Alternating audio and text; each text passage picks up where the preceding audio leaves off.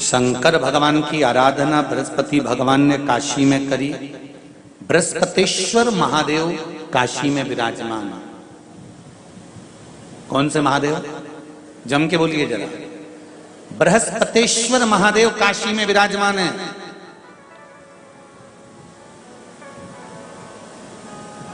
जो अंगूठी में पुखराज नहीं पहन सकते,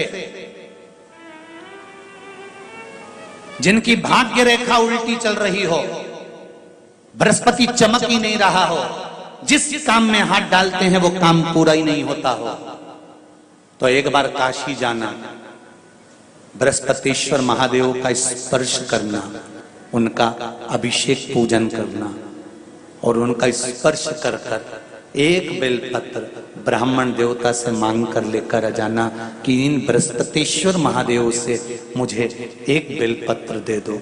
तुम्हें पुखराज पहना कि नहीं पहना, हीरा रतन माणिक पहना कि नहीं पहना, वो बेलपत्र इतना चमत्कार कर देगी कि जिंदगी में कभी संपदा की कमी आएगी ही नहीं। अगर बृहस्पति नहीं चमके तो बृहस्पतेश्वर महादेव, जहां पर बैठकर बृहस्पति भगवान ने शंकर भगवान की आराधना करी है, रोज गंगा जल जाना, गंगा जल लेकर आना, शिव जी की आराधना करना, एक शिवलिंग का निर्माण करा, उसकी आराधना में बृहस्पति भगवान डूब गए, उसकी आराधना में बृहस्पति महाराज निरंतर लगे रहे और इतनी आराधना बृहस्पति महाराज ने करी, इतनी आराधना करी बृहस्पति महाराज ने कि शंकर भगवान सामने प्रकट हो गए। मांगो बृहस्पति, तुमको क्या चाहिए? कुछ नहीं, केवल आपका भजन।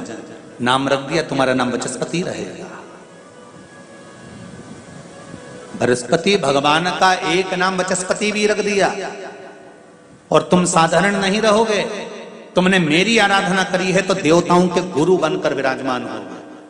अब अभी तक 2 भार इंद्र के पास में थे। बहुत ध्यान देकर समझना ये नवग्रह कथा को। 2 भार थे इंद्र के पास। इंद्र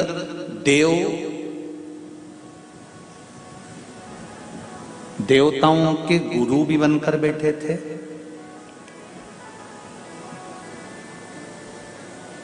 देवगुरु बृहस्पति की जगह पूर्व में इंद्र ही देवगुरु का पद संभाल रहे और देवराज का पद भी इंद्र के पास में था। कौन कौन से पद थे? जम के बोलो जरा।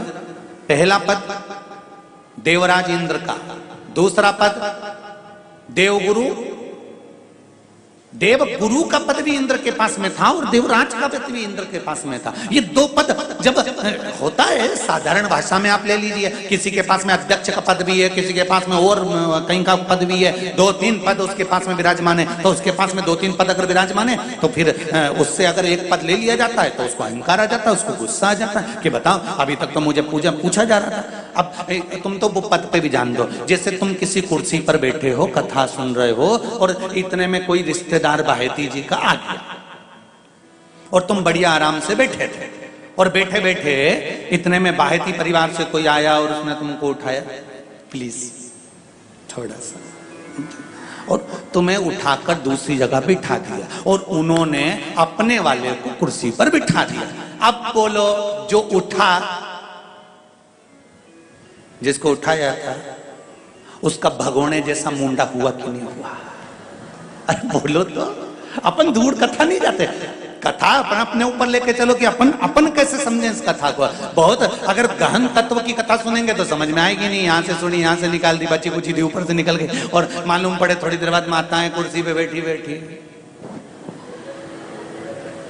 अब फिर तो अपन तो अपने पर लेकर चलो ना कि जैसे कोई आप कुर्सी पर बैठ गए और इतने में इनके रिश्तेदार कोई आए और आने पर उन्होंने कहा दिया तुम यहाँ से उठो, दूसरी जगह जाके बैठो। इतने में तुमको बुरा लग गया, बुरा लगा, मुंह भगोने जैसा हो गया, गुस्सा आ गया। उसी तरह इंद्र के पास में 2 सत्ता थी, एक देवराज इंद्र थे और दूसरे गुरु का पद भी इंद्र के पास में था। देवताओं के गुरु बनकर इंद्र घूम रहे थे, पर अब उल्टा हो गया। शंकर भगवान ने बृहस्पति महाराज को देवगुरु बना दिया।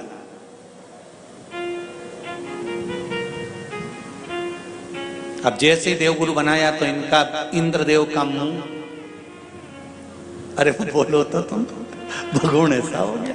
कुर्सी उतरी कि मुंह भगोड़ा उड़ा। अब इनका मुंह भगोने जैसा हो गया तो गुस्सा तो गुस्सा। इतने में इंद्र ने, बृहस्पति महाराज देव गुरु बन गए, इंद्र सिंहासन पर बैठे थे, अप्सराओं का नृत्य देख रहे थे। वहीं से देव गुरु बृहस्पति का आगमन हुआ। बृहस्पति महाराज जैसे ही आए तो इंद्र तो सिंहासन पर बैठकर पूरा अप्सराओं का नृत्य देख रहे थे। उनको देव गुरु बृहस्पति से मतलब ही नहीं था।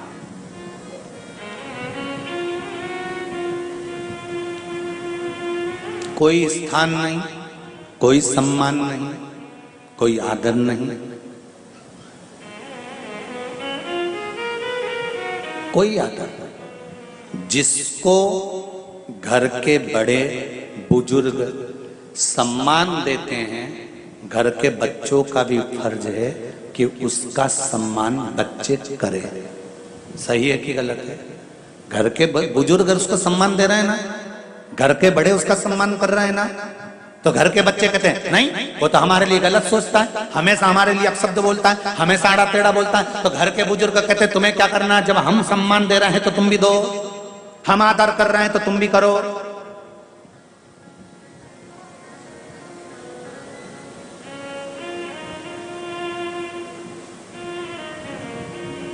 पर नहीं महाराज, आदर आप भी करो, सम्मान आप भी करो, पर वो आदर वो सम्मान बहुत मुश्किल। अब जब बृहस्पति महाराज का सम्मान नहीं हुआ, बृहस्पति महाराज वहां से उठकर चले गए, बोले नहीं। जो समझदार होता है वो तुरंत कह देता है कोई बात नहीं, मैं चले जाता हूं। कोई मुख पर क्रोध नहीं, कोई चिड़चिड़ प्रवृत्ति नहीं, कोई अपशब्द नहीं। एक बात मैं आप सबको कहना चाहूंगा, किसी जगह पर यदि आपका अपमान हुआ है, बहुत ध्यान देना जरा। कथा थोड़ी भारी है पर समझ लोगे आप। किसी जगह पर यदि आपका अपमान हुआ है तो आप भगवान शंकर को धन्यवाद देना कि मैंने पूर्व में किसी का अपमान करा होगा तो मेरा हिसाब आपने इतनी जल्दी बराबर कर दिया है, इतनी जल्दी बराबर कर दिया। ये थोड़ा सा अपमान मेरा कराया, मेरा हिसाब बराबर हो गया। कोई गाली दे रहा है, देने दो, शंकर भगवान को धन्यवाद देना, बाबा बड़ी कृपा करी, मैंने पूर्व में इसको गालियां दी होंगी, अपशब्द कहा होगा तो इसने मुझे पलट कर गाली दे दी, अपशब्द कह दिया। ये तेरी कृपा है, ये तेरी दया।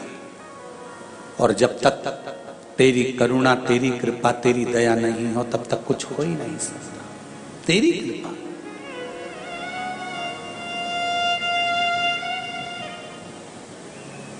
भगवान से कहो, हे देवाधिदेव महादेव, मैं ये नहीं कहता कि मुझे रोने मत देना, क्योंकि कर्म का भोग तो मुझे भोगना पड़ेगा। देवाधिदेव महादेव से कहो, हे देवाधिदेव महादेव, मैं ये नहीं कहता कि मुझे रोने मत देना, पर इतना जरूर कहता हूं तेरे सिवा किसी दूसरे के आगे झुकने मत देना, बस इतनी कृपा कर। मैं ये नहीं कहता कि मुझे रोने मत देना, बस तुझसे निवेदन है कि केवल तेरे दरबार के अलावा किसी दूसरी जगह पर मुझे झुकने मत देना, क्योंकि मैं जानता हूं अगर तू मुझे अपना समझता है, झुकने नहीं दे सकता तो फिर रोने भी नहीं देगा, ये मेरा विश्वास कहता है। तू रोने। शंख की भी बड़ी विधानता है साहब। एक राक्षस मुखी शंख होता है, जो राक्षस वृत्ति शंख होता है, वो राक्षस वृत्ति शंख अगर घर के अंदर रहता है तो जरा सा कपड़ा पड़ा है तो उसके पीछे विवाद हो जाता है, पानी गिर गया तो विवाद, 5 मिनट बहू लेट उठकर आई तो विवाद, भोजन में कुछ त्रुटि हो गई तो विवाद, भाई भाई में कोई क्लेश हो गया, जरा सी बात हो गई तो विवाद, देवरानी जेठानी में, इसको कहते हैं राक्षसी शंख की महत्वता। वो शंख जब तक घर के अंदर रहता है तब तक वो आपको अशुद्धता का भाव देता ही रहता है। समझ में नहीं आता। हमने पत्रिका भी दिखाई, हमने वास्तु शास्त्रियों को भी दिखाया, हमने नारायण नागबली भी करवाया, हमने कालसर्प दोष भी करवाया, हमने वास्तु पूजन भी करवाया, हमने सारी पूजन करवाई, उसके बाद भी घर में शांति क्यों नहीं है? तो मतलब पूजन वाले स्थान पर कोई शंख ऐसा रखा हुआ है जिस शंख के कारण हमें दोष लग रहा है। हम सब कुछ बदल दिए पर पूजन के स्थान पर हमने नहीं देखा कि हमने क्या चीज ऐसी रखी है जिससे हमको तकलीफ हो रही है। चलो और सरल भाषा में समझ जाइए। डॉक्टर के पास जाते हो तो डॉक्टर को कहोगे कि मेरे को पेट दुख रहा है, तो डॉक्टर पेट दुखने की अकेले की गोली देगा क्या तुमको? जम के बोलो जरा, जितने लोग भी बैठे, केवल पेट दुखने की गोली देगा क्या? नहीं, पेट दुखने के साथ में वो 3-4 गोली जरूर लिख कर देगा कि इसका साइड इफेक्ट इस पर ना हो, इससे इसको लॉक करूंगा, इससे एसिडिटी ना हो, इससे ये परेशानी। 3 या 4 तरह की गोली डॉक्टर लिख देता है। सिर दुखा, उसने 3-4 गोली दी। बीपी गड़बड़ हुआ, उसने दिया कि ये ले लेना भैया, जब बीपी लेवल पर जाएगा तब एक गोली पर लाकर छोड़ देंगे, फिर एक गोली लेते रहना। उसी तरह हमारे जीवन में भी हम जो पाठ कर रहे हैं, हम जो पूजन कर रहे हैं, हम जो अर्चना कर रहे हैं, हम जो चाकरी कर रहे हैं, हम जो स्मरण कर रहे हैं, उसमें क्या पाठ हम कर रहे हैं, हम क्या स्मरण कर रहे हैं? उस पूजन वाले स्थान पर कोई कमी तो नहीं है हमारे? आप आए नहीं और सुबह हो गई, मेरी पूजा की थाली धरी की धरी रह गई। क्यों धरी रह गई? क्यों नहीं आए? मीरा ने बुलाया, भगवान आए। कर्मा ने बुलाया, भगवान आए। नामदेव जी ने बुलाया, भगवान आए। तुकाराम जी ने बुलाया, भगवान आए। तो हम भी तो रोज बुलाते हैं, एक लोटा पानी लेकर जाते हैं, फिर भगवान क्यों नहीं सुनते? कुछ कमी है हम, वो कमी को हमें छाटना है। सीढ़ियां बदल दी, वास्तु के हिसाब से मकान बना लिया, फ्लैट बना लिया, व्यापार भी अच्छा चल रहा है, पैसा भी आ रहा है, फिर घर में शांति क्यों नहीं है? 4 लोग खाने वाले, सास है, ससुर है, बहू है, बेटा है, उनके छोरा छोरी है, फिर शांति कहां गई? कोई कारण हो सकता। उस समय पर गंगा जल का प्रयोग करिए। गंगा जल का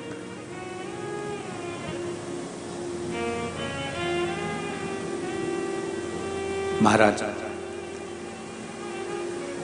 माता स्वरूपा ने गंगा जल हथेली में लेकर शिवलिंग पर समर्पित करा। कृपा क्या हुई है कि शंकर भगवान का दर्शन माता स्वरूपा को हुआ। एक दिन अंगिरा ऋषि और माता स्वरूपा गंगा मां का स्नान कर कर गंगा का पूजन कर रहे थे, शिव की आराधना करी। शंकर भगवान सामने प्रकट हुए। क्या बात है अंगिरा जी, क्या हुआ? स्वरूपा हुआ क्या है? स्वरूपा कहती हैं कि मुझे जो संतान प्राप्त हो, मैं ये चाहती हूं कि मेरी संतान हमेशा अग्रण्य भाव में रहे।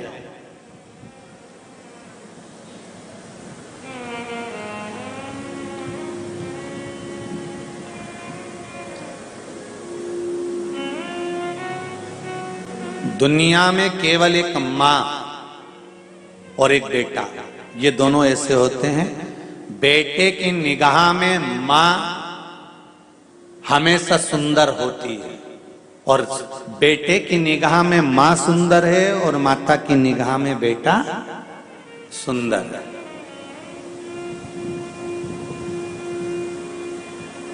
वो तो जब बेटे की शादी करना रहती है तब मां बेटे की बुद्धि घुमाती है, तब कहती है तेरे से ज्यादा अच्छी है लड़की, अभी भी कह रही हूं पक्का कर ले। नहीं तो ये कभी जिंदगी में किसी के सामने नहीं कहती कि मेरा बेटा बुरा है, केवल उसकी शादी करते समय बेटे को कहती है वो लड़की तेरे से ज्यादा अच्छी है। नहीं तो हमेशा मां कहती है मेरा बेटा दमदार, मेरा बेटा सुंदर, मेरा बेटा विद्वान, मेरा बेटा ज्ञानवान। एक छोटा सा बच्चा मेले में मां का हाथ पकड़कर जा रहा था। कहीं मेले में कहीं बंदर का नृत्य देखते देखते छूट गया।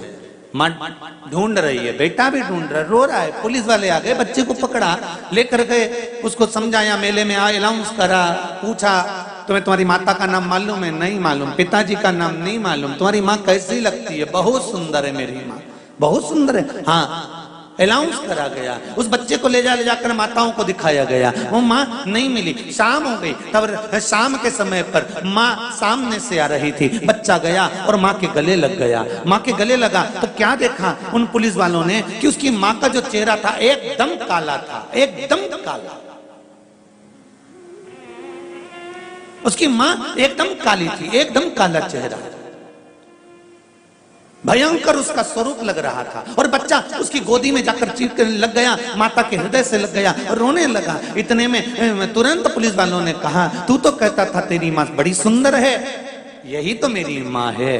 बच्चे की निगाह में माँ कैसी भी हो, माँ हमेशा सुंदर होती है, और माँ की निगाह में बेटा कैसा भी हो, वो हमेशा सुंदर ही होता है। वो हमेशा सुंदर, वो हमेशा एक ही बात कहती है, मेरा बेटा तो चंदा है, मेरा बेटा तो सूरज है।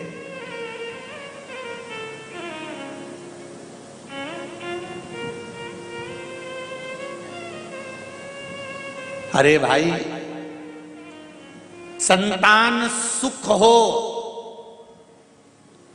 संतान सुख हो, ये भाग्य की बात है।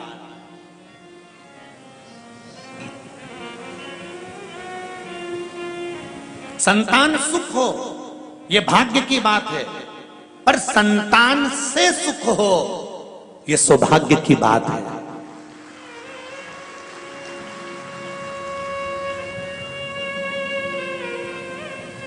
हम जाकर किसी ब्राह्मण से, किसी साधु से, किसी सन्यासी से, किसी तपस्वी से, किसी साधक से, किसी उपासक से, हम किसी विद्वान जन से जाकर कहते हैं संतान का सुख नहीं है महाराज, संतान सुख हो जाए, बस एक कृपा कर दो, संतान हो जाए, संतान का सुख हो जाए, संतान सुख हो जाए। ब्राह्मण, साधु, सन्यासी, तपस्वी, साधक उपास कराएंगे, व्रत कराएंगे, साधना कराएंगे, फल देंगे, सब कुछ होगा और तुम्हारे घर में संतान भी हो जाएगी। संतान का सुख हो ये भाग्य की बात है। संतान सुख हो ये भाग्य की बात है, पर संतान से माता पिता को सुख हो ये सौभाग्य की बात है। संतान के द्वारा माता पिता को जो सुख मिलता है उसका आनंद कुछ दूसरा ही होता है। हम कहते हैं कहीं जाओ मत जाओ, पर बूढ़े माँ बाप के पास एक बार रोज सोने से पहले 15 मिनट बैठ कर जरूर आओ। वो क्या दे जाएंगे उसका भरोसा नहीं है।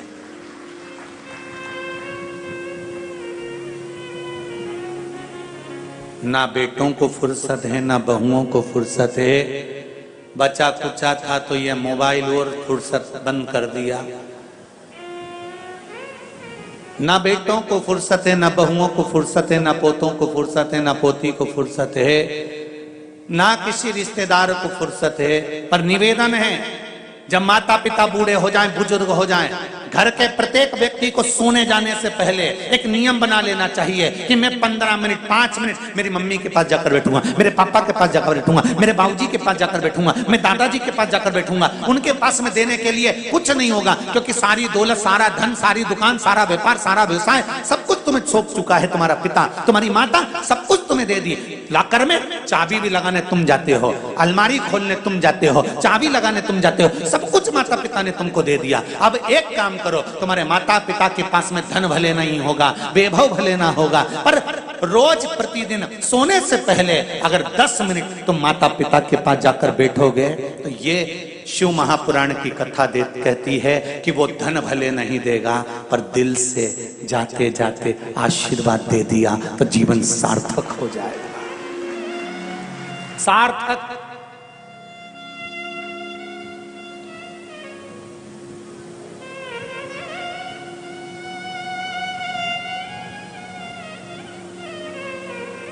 नहीं तो बड़ा विचित्र जीवन है जी।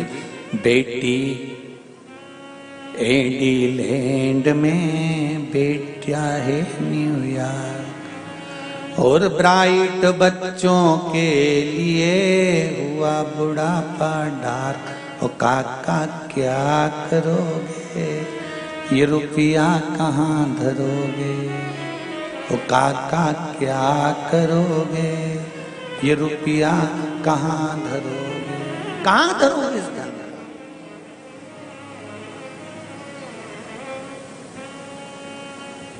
धन का करोगे क्या?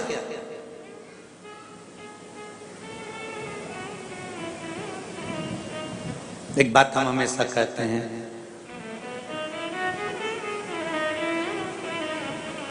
दुनिया की सारी मिठाई एक तरफ रख दो और छोटे बच्चे के लिए माता का स्तनपान एक तरफ रख दो। बच्चे को वो मिठाई में सुख नहीं होगा जो माता के स्तनपान में सुख होगा। माता के स्तनपान में जो सुख होगा।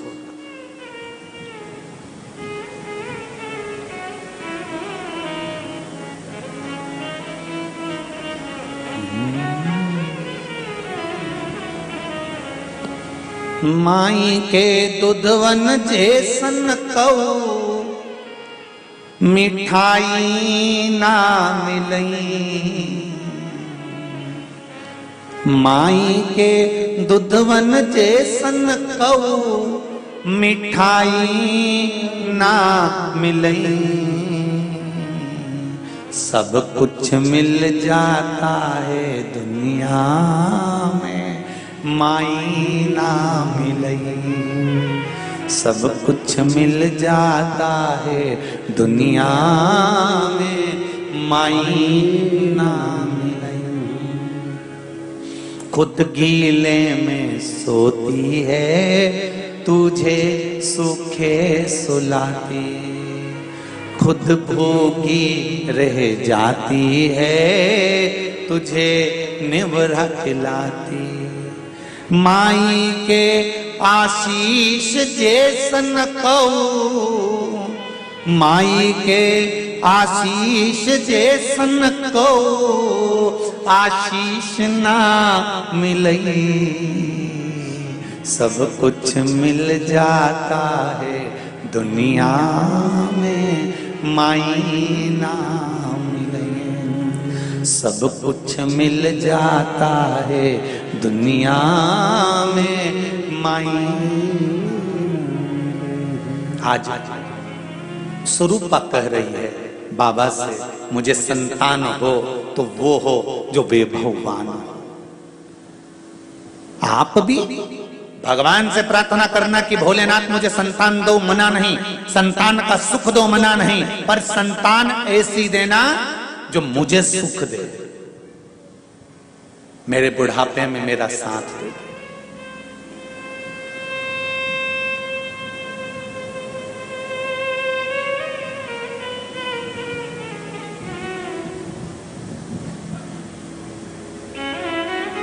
मेरा साथ जो दे, खूब पढ़ाओ बेटे को, तुम्हारी सामर्थ्यता अगर बेटे को इंजीनियर बनाने की तो तुम्हें डॉक्टर बनाओ, कलेक्टर बनाओ, एसपी बनाओ, डीएसपी बनाओ, मंत्री संतरी कलंतरी जो तुम्हारी मर्जी पड़े वो बनाओ। खूब पढ़ाओ बच्चों को, बेटों को, बेटियों को, खूब टपट के पढ़ाई, खूब आगे बढ़ाई, मना नहीं है, पर बेटों को पढ़ाने के साथ, बेटियों को पढ़ाने के साथ थोड़ा संस्कारवान भी बनाइए, क्योंकि आपका बुढ़ापा उसी से सुधरेगा, आपका बुढ़ापा वही सुधरेगा।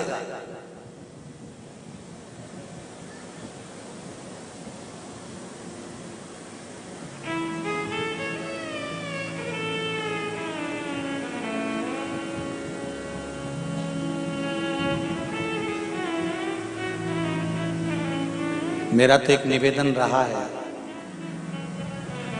कोर्ट में भी, कोर्ट मैरिज में एक काम कर देना चाहिए। कोर्ट मैरिज जब लड़का लड़की करें तो अदालत से ये कहकर भेजना चाहिए कि इस कोर्ट मैरिज में तुम्हारे माँ बाप का होना जरूरी है।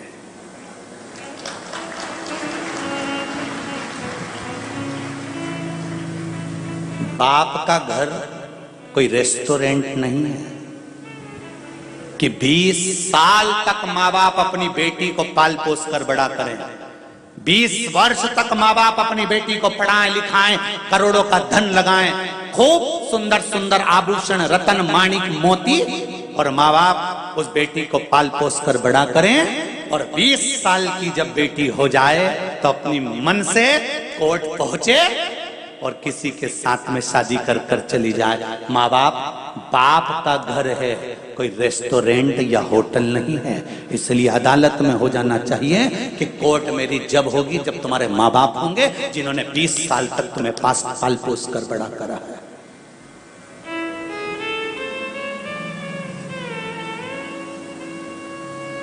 और धिक्कार ऐसी बेटियों को और धिक्कार ऐसे बेटों को जिन माता पिता ने तुम्हें पाल पोस कर बड़ा करा और तुम्हारे विवाह जैसी खुशी में तुम्हारे माँ बाप तुम्हारे सामने नहीं है तो डूब मरो पानी लेकर। धिक्कार है ऐसे बच्चों को। क्या करना है ऐसा तुम्हारी खुशी में?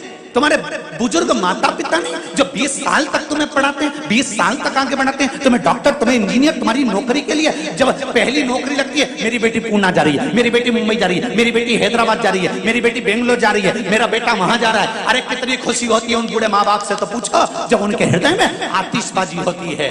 और जब बेटी विवाह का समय आता है, माँ बाप अपने बेटी के लिए जब संबंध देखते हैं और बेटी कहती है मैं अपनी पसंद से करूंगी, तब उस बाप और उस माँ से पूछना कि उसके दिल के कितने टुकड़े हो जाते हैं। अरे तुम कितनी भी ऊंची पढ़ाई कर लो, कितना भी अच्छा कार्य कर लो, कितनी भी अच्छी जॉब कर लो, पर एक निवेदन है, बेटियां अपने माँ बाप से कहें पापा मैं भले कितने भी अच्छे कॉलेज में पढ़ लूंगी और कितने भी अच्छे पद पर पहुंच जाऊंगी, पर कन्यादान का मौका तो मैं अपने माँ और बाप को ही दूंगी, चाहे कुछ कुछ हो जाए।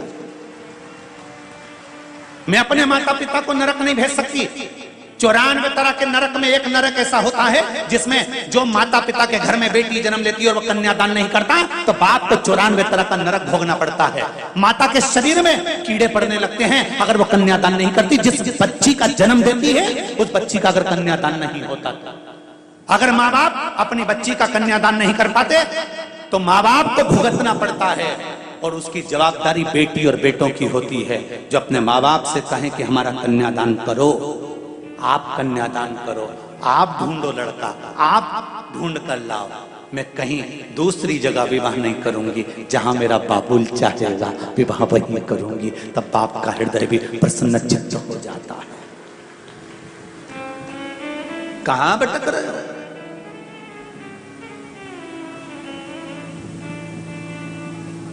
सियोर वाले महाराज की थोड़ी सी बातें लोगों को बुरी जरूर लगती है, भले लग जाए। बाप का घर है, पिता का घर है, ये होटल नहीं है।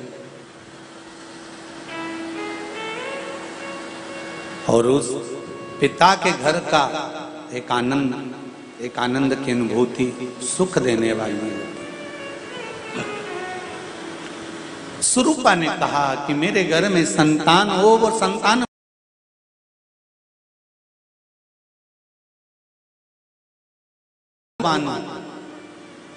और शिव जी ने कहा स्वरूपा तेरे गर्भ से जो संतान होगी वो संतान कोई साधारण नहीं होगी, देवताओं का भी जो गुरु बनेगा वो बृहस्पति तेरे गर्भ से जन्म लेगा। तो क्यों चिंता करती है, वो बृहस्पति तेरे गर्भ से आया।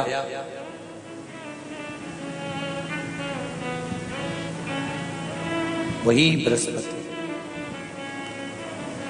समय बीता, काशी वाला मुझ पे मेहरबान हो गया, ओ काशी वाला मुझ पे मेहरबान हो गया, वो काशी वाला मुझ पे मेहरबान हो गया, काशी वाला मुझ पे मेहरबान हो गया, वो अटका हुआ मेरा सारा काम हो गया, अटका हुआ मेरा सारा काम हो गया, हाँ अटका हुआ मेरा सारा काम हो गया, अटका हुआ मेरा सारा काम हो गया, वो काशी वाला मुझ पे मेहरबान हो गया, काशी वाला मुझ पे मेहरबान हो गया, वो काशी वाला मुझ पे मेहरबान हो गया, वो काशी वाला मुझ पे मेहरबान हो गया। हो। हर महादेव। हो